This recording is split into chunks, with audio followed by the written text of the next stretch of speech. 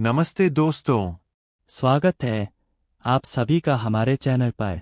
आज हम बात करेंगे एक ऐसे विषय पर जो हमें हमारे कर्मों के परिणामों के बारे में सोचने पर मजबूर कर देगा।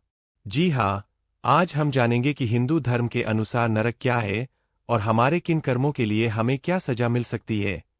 नरक क्या है? हिंदू धर्म में नरक को एक ऐसा स्थान माना गया है जहां व्यक्ति को उसके बुरे कर्मों यानी पापों का दंड मिलता है। लेकिन एक बात हमेशा याद रखिएगा, यह स्थायी नहीं होता। हमारी आत्मा अपने पापों का प्रायश्चित करने के बाद शुद्ध होकर अगले जन्म के लिए तैयार होती है।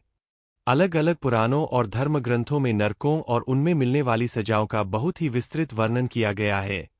आइए जानते हैं कुछ ऐसे ही प्रमुख पापों और उनके लिए निर्धारित भयानक सजाओं के बारे में।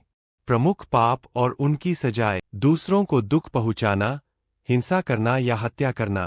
अगर आप किसी को बेवजह दुख पहुंचाते हैं, हिंसा करते हैं या किसी की हत्या करते हैं, तो हिंदू धर्म के अनुसार आपको रौरव या महारौरव जैसे नरकों में भेजा जा सकता है।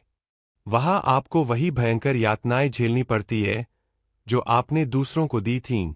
सोचिए, आपको तीखे हथियारों से काटा जा सकता है, खौलते तेल में उबाला जा सकता है या फिर भयानक जीवों द्वारा सताया जा सकता है। 별표이 चोरी करना या बेईमानी करना। जो लोग चोरी करते हैं या बेईमानी से दूसरों का हक छीनते हैं, उन्हें तामिस्र या अंधतामिस्र नरक में डाला जाता है।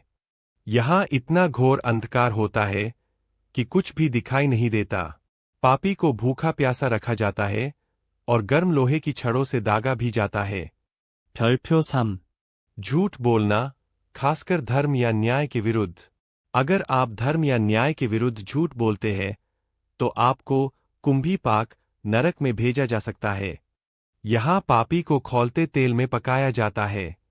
इसके अलावा उसकी जीभ काट दी जाती है या उसमें कीड़े पड़ जाते हैं। यह सोचकर भी रोंगटे खड़े हो जाते हैं।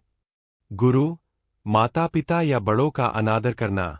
जो लोग अपने गुरुओं, माता पिता या बड़ों का अनादर करते हैं, उन्हें लाला भाक्ष या पुयोडक जैसे नरकों में भेजा जाता है।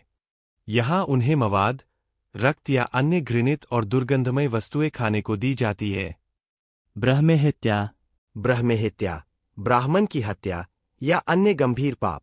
यह हिंदू धर्म के सबसे भयंकर पापों में से एक माना गया है। ऐसे पापियों को असिपत्रवन या सूचीमुख जैसे भयानक नरकों में भेजा जाता है। यहां उन्हें तीक्ष्ण पत्तों से काटा जाता है या सुइयों से छेदा जाता है। यह कल्पना ही दहला देती है। *6 परस्त्रीगमन या व्यभिचार। परस्त्रीगमन या व्यभिचार करने वाले पापियों को तप्त कुंभ या वज्रकंटक नरक में डाला जाता है। यहां उन्हें गर्म कुंभों में डुबोया जाता है या वज्र के तीखे कांटों से छेदा जाता है। जीवों पर क्रूरता करना। जो लोग जानवरों को बेवजह कष्ट देते हैं या उन पर क्रूरता करते हैं, उन्हें भी उसी तरह की यातनाएं झेलनी पड़ती है।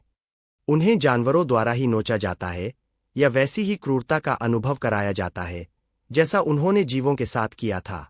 लेकिन कुछ महत्वपूर्ण बातें भी है। याद रखें, हिंदू धर्म हमें यह भी सिखाता है कि प्रायश्चित, दान, तपस्या, तीर्थ यात्रा और सच्ची भक्ति से नरक की यातनाएं कम की जा सकती है या उनसे मुक्ति भी पाई जा सकती है।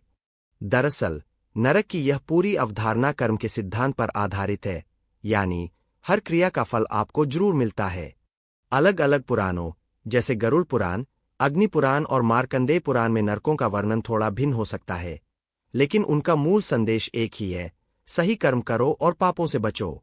तो दोस्तों, यह था हिंदू धर्म के अनुसार नरक और कर्मों के फल पर हमारा आज का वीडियो।